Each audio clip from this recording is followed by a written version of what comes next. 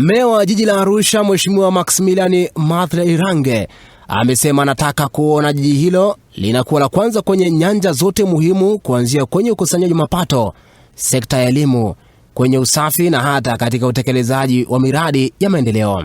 Mstahiki Meya Mheshimiwa Maximilian Mathairange ameyasema hayo wakati akizungumza na waandishi wa habari baada ya baraza la madiwani wa jiji hilo lililoketi Februari 23, 2022. Kwenye kila kitu tunataka Arusha iwe namba moja kwenye mapato, namba moja kwenye elimu msingi, namba moja kwenye elimu sekondari, namba moja kwenye usafi na namba moja kwenye kila kitu. Kwa hiyo niseme tumejipanga, tuko tayari na wote kwa ujumla tunasonga mbele. Katika hatua nyingine, Mheshimiwa Meya ametoa rai kwa idara ya elimu sekondari kuhakikisha kuwa katika matokeo ya kidato cha 4 kwa mwaka 2022-2023 jiji la Arusha linaongoza kitaifa kutoka nafasi ya 20 inayoshikilia jiji hilo kwa hivi sasa. Kwa upande wa usafi, ameendelea kuwasisitiza waheshimiwa madiwani, maofisa watendaji kata, mitaa na maafisa afya kuendelea kuhamasisha usafi wa kila Jumamosi saa 12 asubuhi hadi saa 3, huku akiwasisitiza wananchi wa jiji hilo kuendelea kuishi katika utamaduni wa usafi. Hata hivyo, mstahiki Meya ametoa wito kwa wamiliki wa daladala kuweka vyombo vya kuhifadhi taka kwenye magari hayo, yaani dustbin, ili kuepusha uchafuzi wa mazingira unaotokana na abiria kutupa taka nje. Toe rai kwa watu wenye daladala. Ninaona kama magari yao yanaanza kuwa chanzo cha uchafu.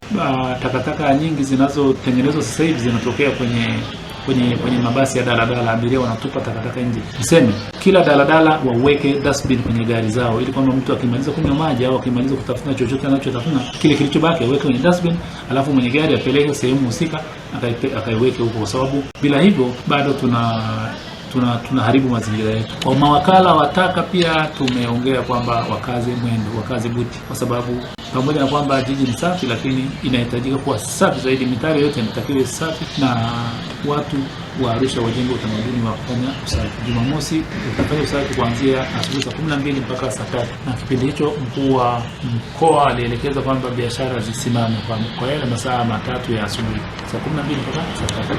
Mimi nisisitiza kwamba hilo ni agizo la mkoa, naomba tuliheshimu. Nichukue nafasi hii pia kumshukuru sana mkuu wetu wa wilaya ya Arusha, Mheshimiwa Saidi Mtanda. Anafanya kazi nzuri sana ya kuliongoza wilaya yetu. Usalama mkuu umetulia, lakini hata kwenye mapato ametusaidia sana kuhamasisha kwamba yale maeneo ambayo yanasuasua amekuja na mbinu mbadala. Amechukua askari kutoka JKT ameweka kwenye vyanzo hivyo na mapato sasa